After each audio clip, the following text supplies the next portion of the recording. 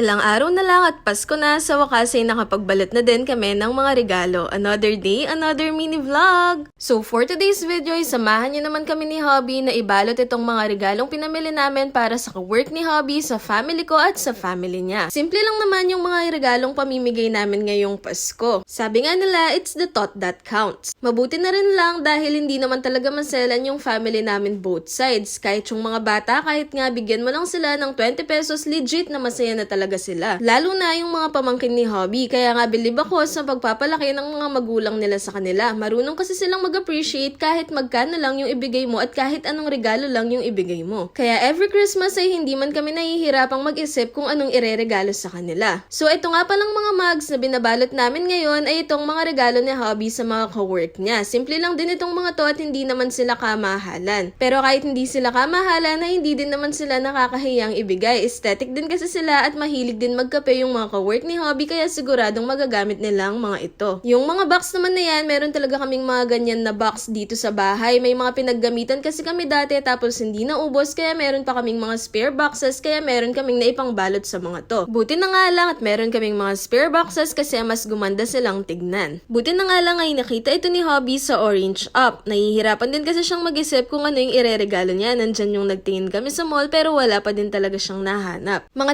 10 PM na nga nung nagsimula kaming magbalot ng regalo. Kailangan lang kasi talaga naming mabalot itong mga regalo na to dahil ibibigay na ito ni Hobby kinabukasan sa mga ka-work niya. Magki-Christmas break na kasi sila at next year na sila ulit papasok sa work. 5 nga lang pala si na Hobby sa client niya, kaya 4 lang itong mga regalo na ito. Same lang yung process na ginawa namin ng pagbabalot at ito na nga, tapos na. Lalagyan na lang sila ng pangalan. At least bukas na mag-work si Hobby ay maibibigay na niya ang mga ito sa mga ka-work niya. Next naman ay yung para sa pamilya namin. Pero tignan nyo naman, bago kami makapagbalot ay naglaro muna kami.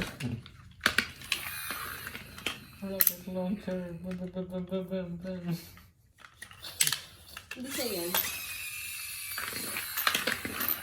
Sabi ko nga kay Hobby, hindi naman sa kanya yon, baka bago pa namin ibigay ay sira na, pero nakilaro din naman ako. So ito nga yung mga gifts namin. Bali hindi ko napakita lahat dito ng mga gifts namin kasi baka makita nila dito sa video. So ayun na nga, nag-start na kaming magbalot. Bali ito ay regalo namin dun sa isang pamangkin ni Hobby. Parehas pala kami ni Hobby na hindi naman masyadong marunong magbalot. Actually, mas hindi ako marunong, kaya kung makikita ninyo ay assistant lang niya ako. Taga-gupit, tagalagay ng tape, tagabigay ng mga gamit sa kanya. Tapos si Hobby naman yung pinaka nagbabalot. Dati kasi nung nasa amin pa ako, si mama din yung tagabalot ng regalo, tapos ako naman ay assistant lang din ni mama. Kaya hanggang ngayon ay assistant pa din ako sa pagbabalot ng regalo. Bali yung color green na damit na yon ay regalo naman namin kay mama ni Hobby. Favorite din kasi niya yung color green at tapos damit na lang din yung binigay namin para meron siyang maisuot kapag umaalis siya. Ito naman ay makeup pouch na regalo namin para sa girlfriend nung kapatid ko. At ayun na nga, after namin magbalot nun, hindi pa kami tapos ay nagutom na kami. Pagkakatanda ko ay 11:30 na nung oras na to, kaya nagpa-deliver na lang kami kasi hindi na kami lalabas ng bahay dahil oras na nga. Pero sa totoo lang ay malapit na malapit lang talaga to sa amin. Katapos nga pala namin kumain dahil oras na din ay hindi na namin natuloy yung pagbabalot namin ng regalo. Kinabukasan doon na namin natapos at ito na nga yung mga regalo namin.